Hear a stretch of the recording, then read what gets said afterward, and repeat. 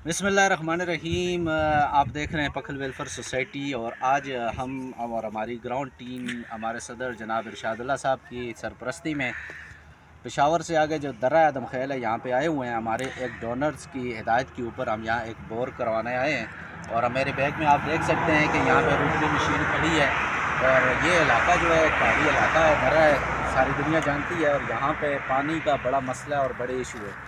तो हमारे पास दरख्वास्त आई थी हमारे डोनर के पास, तो उनकी हिदायत पे हम लोग यहाँ आए हैं और अल्हम्दुलिल्लाह काम शुरू कर रहे हैं। उम्मीद है अल्लाह ताला से कि इस पानी की नेमत से इस महल्ले को, इस इलाके को बहुत बड़ा फ़ायदा मिलेगा और ये एक सदका जारिया है। और पखल वेलफेयर सोसाइटी जिस तरह पहले दिन से ही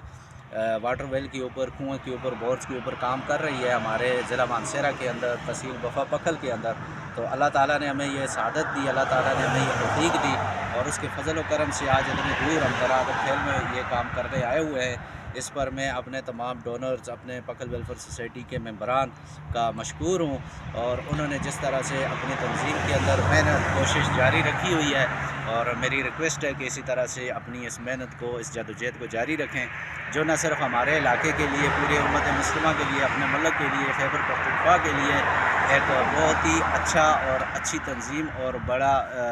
उनके फ़ायदे के लिए काम कर रही है। तो अल्लाह ताला से दुआ है कि हमारी इस काविश को कबूल फरमाए और जितने हमारे मेंबरान वहाँ से चल के यहाँ तक आए हैं दर्रा खैबर तक, अल्लाह ताला उनको इसका अजर अज़ीम अता फ़रमाए। बहुत शुक्रिया।